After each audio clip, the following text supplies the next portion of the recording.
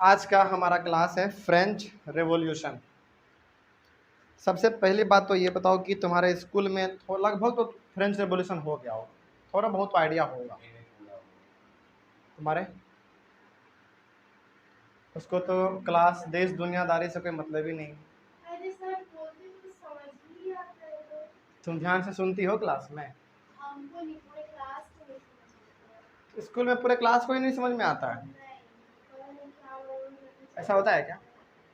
होता तो है, जब हम पढ़ते थे तब हमको पता है। अच्छा ठीक है, मतलब कि थोड़ा बहुत तो नॉलेज होगा कि फ्रेंच रेवोल्यूशन क्या है। अच्छा, फ्रेंच रेवोल्यूशन में हम लोग कहाँ, मतलब किसके बारे में पढ़ने वाले हैं, जरा बताओ हमको। डेमोक्रेसी के बारे में फ्रेंच जो यहाँ फ्रांस में हुआ था। हाँ, फ्रांस में हुआ था, ठीक है, और आगे? और क्योंकि उसके लिए हुआ क्योंकि उसका जो डेली यूज का जो सामान था उसका प्राइस इंक्रीज कर दिया गया था। अच्छा, उसमें का उसके मतलब पब्लिक में का अफवाह फैला था कि क्या करते हैं कि लोग मतलब कि थोड़ा बहुत नॉलेज है, फ्रेंच रेवोल्यूशन क्या था थोड़ा बहुत नॉलेज है, तुम नहीं पढ़ी हो जरा सा भी? ठीक है, मतलब ये कि हम लोगों को पूरा का पूरा एकदम बेसिक से शुरुआत करना पड़ेगा और फ्रेंच रेवोल्यूशन समझना पड़ेगा, ठीक है। तो हमारा आज से क्लास स्टार्ट हो रहा है द फ्रेंच रेवोल्यूशन।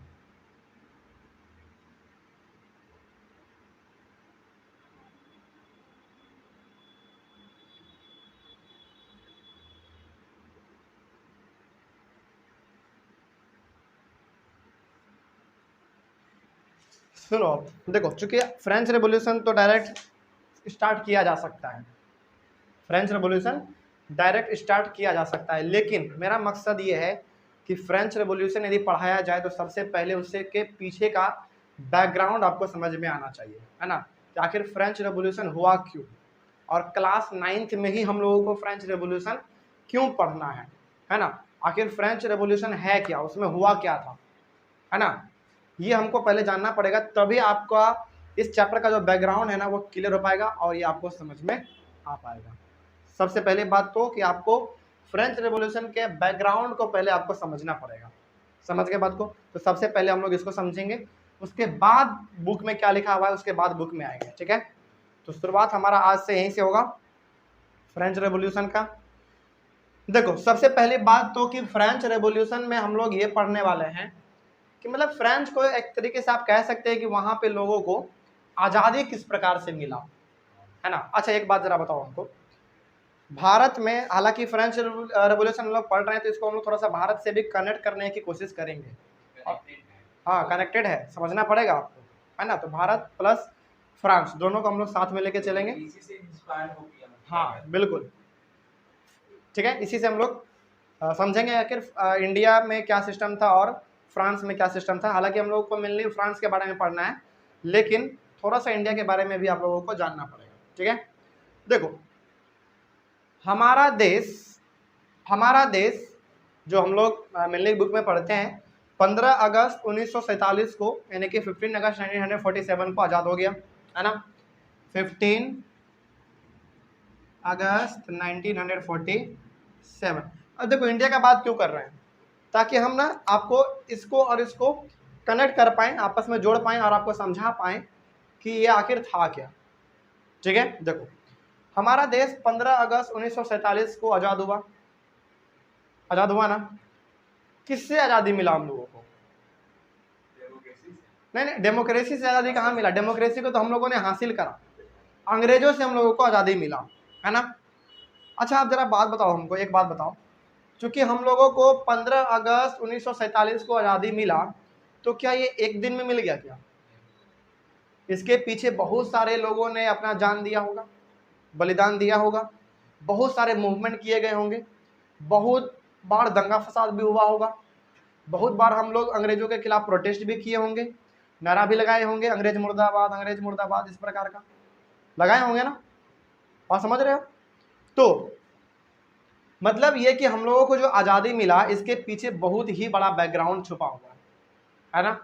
अब जरा एक बात बताओ हमको, क्योंकि हम लोग जानते हैं कि हमारे father of nation Mahatma Gandhi ji है ना। महात्मा गांधी जी साउथ अफ्रीका से आए थे जनवरी 1915 में, जनवरी 1915 में। देखो, गांधी जी जब साउथ अफ्रीका से जनवरी 1915 में 1915 को जब वो भारत आए, तो उस समय जो हमारा जो आज़ादी का प्रोसेस था ना, वो बहुत ही ज़्यादा आगे बढ़ गया। इसका मतलब क्या हम ये समझ सकते हैं कि 1915 से पहले यहाँ पे कोई भी तरह का मूवमेंट नहीं होता होगा?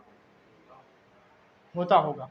देखो हमारा देश ना 200 साल अंग्रेजों का गुलाम रहा है, 200 साल अंग्रेजों का गुलाम रहा है। और जब वो शुरुआत में आए तो हमको अच्छा लग रहा था, क्योंकि वो हमको पैसे दे रहे थे खेती करने के लिए, बहुत प्रकार का सुख सुविधा भी हम लोग वो दे रहे थे, उन लोगों के द्वारा हम लोगों को मिल रहा था, तो हम लोगों को बड़ा अच्छा लग रहा था। लेकिन बाद में हमको ये समझ में आ गया कि ये मेरा फ़ायदा उठा रहा है ना। तो बहुत बार 1957 के पहले भी बहुत बार अंग्रेजों के खिलाफ हमारा मूवमेंट हुआ, उनके खिलाफ हम लोगों ने नारे भी लगाए, प्रोटेस्ट भी हम लोगों ने किया, आंदोलन भी किया बहुत प्रकार से, है ना। लेकिन उतना कुछ खास बेनिफिट हमको देखने को नहीं मिल पा रहा था, समझ गए बात को। लेकिन अब इंडियन हिस्ट्री में, इंडिया के हिस्ट्री में महात्मा गांधी का एंट्री होता है 1915 में, ठीक है। और जब ये महात्मा गांधी भारत आए साउथ अफ्रीका से 1915 में, तो महात्मा गांधी ने बिल्कुल एक नए लीडर के तौर पे सामने आए। लोगों ने इनको कहा कि आप हमारे लीडर बन जाइए। लीडर इसलिए बन जाइए क्योंकि ये कहाँ से पढ़ के आ चुके थे? साउथ अफ्रीका से पढ़ के आ चुके थे, प्लस कानून का पढ़ाई, लॉ का पढ़ाई। वकालत मतलब क्या? लॉ। अब जरा सोचो, जो आदमी उतने बड़े देश से पढ़ के आया हो, प्लस लॉ के बारे में जानता हो कि क्या क्या इंसान का अधिकार हो सकता है, क्या क्या हमारा फंडामेंटल राइट हो सकता है, तो महात्मा गांधी को इंडियंस ने, हम लोगों ने क्या किया, आप एक लीडर के रूप में उनको स्वीकार किया, है ना। क्योंकि ये बहुत पढ़े लिखे इंसान थे, बहुत इनके पास नॉलेज था, बहुत ज़्यादा इनके पास नॉलेज था, तो इनको हम लोगों ने क्या किया, लीडर के रूप में स्वीकार कर लिया। हम लोगों ने कहा कि गांधी जी देखिए, आपको तो मालूम ही है कि अंग्रेजों का यहाँ पे राज है और अंग्रेज हम लोगों को बहुत ही तंग करते हैं, तो आप हमारा लीडर बन जाइए और आप जो कहेंगे हम लोग उसको मानेंगे। तो महात्मा गांधी ने कहा कि ठीक है, हम आपका लीडर बन जाएंगे।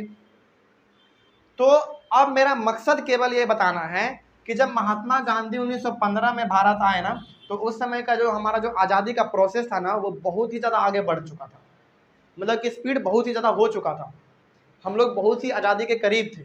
और लास्टली महात्मा गांधी के कॉपरेशन से हम लोगों को 1947 में आज़ादी मिल गया। अब मेरा सवाल आप लोगों से ये है कि क्या जब महात्मा गांधी यहाँ पे आए, तो क्या उसके पहले हम लोग उसके अंग्रेजों के खिलाफ प्रोटेस्ट नहीं करते होंगे? क्या आवाज़ उठाते नहीं होंगे? उठाते होंगे। लेकिन हमारे सामने कोई एक अच्छा सा लीडर नहीं था जो हमारे बात को आगे लेके जा सके। लेकिन महात्मा गांधी आए, उन्होंने कहा कि हम आपका लीडर, हालांकि वो तो ऐसा नहीं कहते कि हम आपका लीडर बनेंगे, लेकिन हम लोगों ने उनको अपना लीडर चुन लिया था, क्योंकि वो बहुत ही पढ़े लिखे इंसान थे, प्लस उनको राजनीति का ज्ञान था, समझ गए। तो ये हम लोग कर चुके थे। मतलब ये कि देखो, कहीं पे भी यदि आज़ादी मिलती है ना, या फिर कोई बड़ा सा परिवर्तन यदि आता है, तो वहाँ पे समय तो लगता है, समय तो लगता है। अब जरा आप खुद देखिए, 1915 से लेकर 1947 के बीच का पीरियड लगभग कितना, 30-35 साल का लगभग यहाँ पे डिफरेंस आपको दिख रहा है।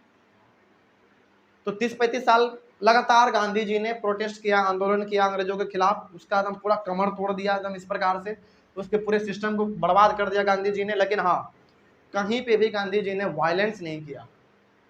हाँ, उसके सपोर्टर्स ने बहुत बार अलग अलग जगह पे वायलेंस किया था, यानी कि हिंसा करा था, लेकिन गांधी जी ने कहीं पे भी साफ मना कर रखा था कि हम आपका यदि लीडर बन रहे हैं तो आपको मेरे बात को मानना पड़ेगा। और गांधी जी का सबसे पहला ही यही बात था कि कहीं पे भी वायलेंस नहीं होना चाहिए, समझ के बात को, ये था।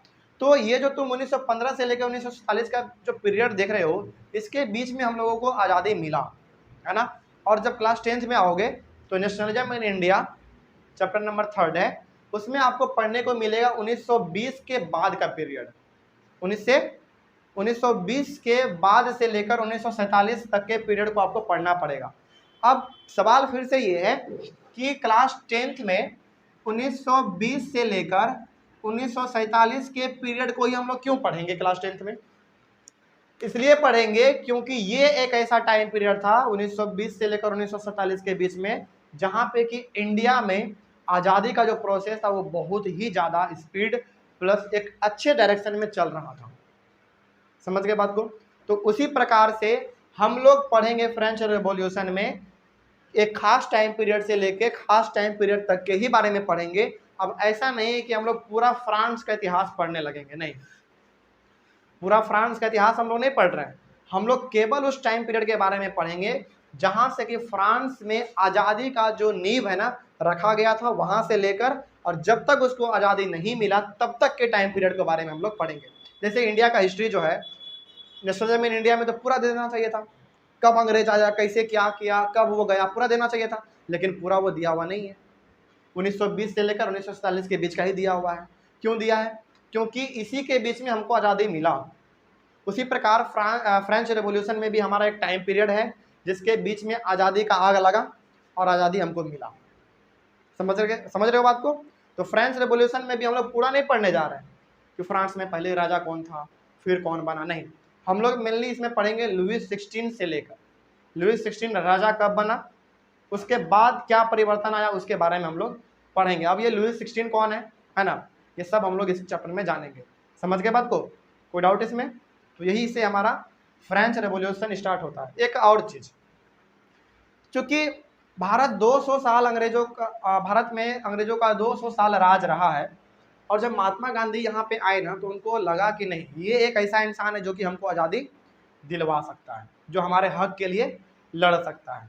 तो गांधी जी ने कहा ठीक है बिल्कुल लड़ेंगे, लेकिन आप लोग हमेशा क्या करेंगे, मेरा साथ देंगे। इसी कारण से गांधी जी जहाँ भी जाते थे ना, लाखों लाखों लोग उसके पीछे चल पड़ते थे बिना कहे। क्योंकि देखो, आज़ादी हर किसी को प्यारा है, आज़ादी हर किसी को चाहिए, है ना। तो और लोगों को लगा भी था कि यही वो इंसान है जो कि आज़ादी दिला सकता है। तो बिना कहे भी महात्मा गांधी के पीछे लोग चल पड़ते थे। समझ गए बात को? लेकिन आप ये भी कह सकते हैं कि आज़ादी जो हमको इस टाइम पीरियड से लेकर इस टाइम पीरियड में मिला हमको भारत में, वो एक ऐसा समय था जहाँ पे कि अंग्रेजों का ना सहनशीलता है ना, वो बहुत ही पार हो चुका था। देखो, किसी भी इंसान को यदि बार बार टॉर्चर करोगे तो उसका भी सहने का एक क्षमता होता है ना, कब तक आप उसको टॉर्चर कीजिएगा। लेकिन ये एक ऐसा पीरियड है जहाँ पे कि लोगों का जो गुस्सा था वो बहुत ही ज़्यादा बढ़ चुका था, बहुत ही ज़्यादा बढ़ चुका था। उसी तरीके से हमारा फ्रेंच रेवोल्यूशन में भी है। फ्रेंच रेवोल्यूशन में भी क्या है, एक ऐसा टाइम पीरियड आया जहाँ से कि लोगों को लगने लगा कि अब हम और ज़्यादा किसी के अंडर में नहीं रह सकते हैं, अब हमको चाहिए आज़ादी। क्योंकि देखो, यदि आप इसको ऐसे समझिए, यदि आप स्कूल में जाएं और डेली आपको एक ही टीचर, खास करके एक ही टीचर आपको डेली मार रही हैं, पीट रही हैं बिना मतलब का, तो क्या चले ठीक है, पहला दिन आप बर्दाश्त कर लेंगे, दूसरे दिन भी कर लेंगे, लेकिन क्या तीसरे दिन आप आवाज़ नहीं उठाएंगे? प्रिंसिपल को जाके कहेंगे ना कि सर हमने कोई तो गलती करा नहीं है, ये बिना मतलब के हमें मार पीट रहे हैं। मतलब कि आपका जो एक सहनशीलता था, जहाँ तक आप सह सकते थे, उसके आगे हद से मतलब आगे बढ़ गया, तो जाके आप प्रिंसिपल को शिकायत कर दिए। उसी प्रकार से इंडिया में भी हुआ, उसी प्रकार से फ्रेंच रेवोल्यूशन में भी हुआ, जो कि हम लोग पढ़ने वाले हैं। यहाँ पे ना मतलब अंग्रेजों के द्वारा इंडिया में और राजाओं के द्वारा फ्रांस में इतना ज़्यादा लोगों को तंग कर दिया गया था, इतना ज़्यादा मतलब परेशान, उनके राइट को छीनना, बहुत प्रकार का प्रतिबंध लगा दिया गया था। तो अब लोगों को लगा कि नहीं, अब हम लोग बर्दाश्त नहीं कर पाएंगे, अब हमको क्या करना पड़ेगा, अपने हक के लिए लड़ना पड़ेगा। तो ये जो लड़ाई शुरुआत हुआ ना, यही लड़ाई के कारण हमको इंडिया में आज़ादी मिला, और इसी लड़ाई के कारण फ्रेंच रेवोल्यूशन में भी उन लोगों को आज़ादी मिला। तो जब तक यदि आप चाहते हैं कि कोई बड़ा सा बदलाव हो, तो बड़ा बदलाव हमेशा दो चीज़ मांगता है, बड़ा बदलाव हमेशा दो चीज़ मांगता है, पहला टाइम, दूसरा बलिदान, यानी कि सेक्रीफाइस। समझ के बात को? जैसे इंडिया में आज़ादी हमको मेनली इस टाइम पीरियड से लेकर इस टाइम पीरियड के बीच में मिला हमको। यहाँ पे आज़ादी का जो प्रोसेस था ना हमारा, बहुत ही जोर शोर से चल रहा था, ठीक है। हालांकि इसके पहले भी चल रहा था, लेकिन उतना अच्छा लीडर हमारे पास कोई नहीं था, तो उतना आगे हम लोग नहीं बढ़ पा रहे थे, ठीक है।